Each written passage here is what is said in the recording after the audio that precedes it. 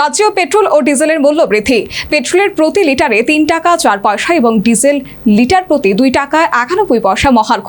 সাধারণের মধ্যে আলোড়ন, নিত্য প্রয়োজনীয় সামগ্রীর মূল্য বৃদ্ধির আশঙ্কা।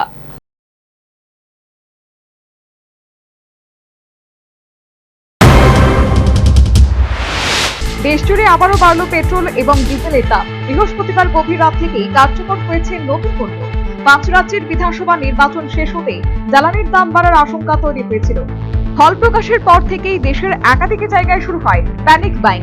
শেষ পর্যন্ত সেই আশঙ্কাই সত্যি হলো। এক ধাক্কায় গোটা দেশে প্রায় 3 টাকা পর্যন্ত বেড়েছে পেট্রোল এবং ডিজেলের দাম। এর প্রভাব পড়েছে ত্রিপুরাতেও।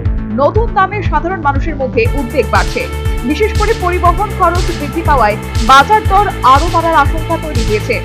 আগরতলার একটি পেট্রোল পাম্পের ম্যানেজার জানান, রাজ্যে প্রতি লিটার পেট্রোলের দাম বেড়েছে 3 টাকা 4 পয়সা। আগে যেখানে প্রতি লিটার পেট্রোলের দাম ছিল 97 টাকা 50 পয়সা, সেখানে এখন তা বেড়ে হয়েছে 100 টাকা 54 পয়সা। একইভাবে ডিজেলের দামও বেড়েছে 2 টাকা 91 পয়সা। আগে প্রতি লিটার ডিজেলের দাম ছিল 86 টাকা 53 পয়সা। নতুন দামে তা বেড়ে দাঁড়িয়েছে 89 টাকা 44 পয়সা। তবে রাজ্যে তেলের কোনো সংকট নেই বলেও তিনি জানিয়েছেন। মধ্যরাত্র থেকে এটা বাড়ছে।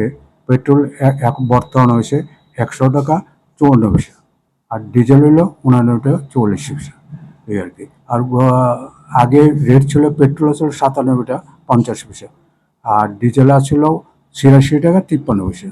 তো পেট্রোল বাড়ছে 3 টাকা 4 পয়সা, ডিজেল বাড়ছে 2 টাকা 51 পয়সা, এই আর কি। না, তেলের ক্রাইসিস কিছুই নেই।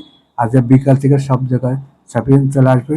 যে পরিমাণ তেল ছিল, কাস্টমাররা বুঝতে পারে নাই যে তেল পাওয়া যাবে না, রেট বাড়বে, বা তেল মন্ত্রী মশারা গাড়ি কাটছাট করে চলতেছে, তেল বোধহয় পাওয়া যেত না। কিন্তু এটা মোদী সরকার বলছে কি, তেল স্বাস্থ্যকর, মানে অপচয়টা রোধ করো। এটা অন্য কাস্টমাররা বুঝছে তেলই পাওয়া যাবে না, ওইটাই একটু উল্টাপাল্টা। জ্বালানির এই মূল্য বৃদ্ধিতে সবচেয়ে বেশি চাপে পড়েছেন সাধারণ মানুষ, গাড়ি চালক ও ছোট ব্যবসায়ীরা। বাড়তি খরচ সামলাতে হিমশিম খেতে হতে পারে পরিবহন ক্ষেত্র। অনেকের আশঙ্কা, আগামী দিনে নিত্য প্রয়োজনীয় পণ্যের দামও আরো বাড়তে পারে। ফলে নতুন করে মূল্য বৃদ্ধির চাপ নিয়ে সর্বস্তরে উদ্বেগ বৃদ্ধি। Bureau report, news vanguard.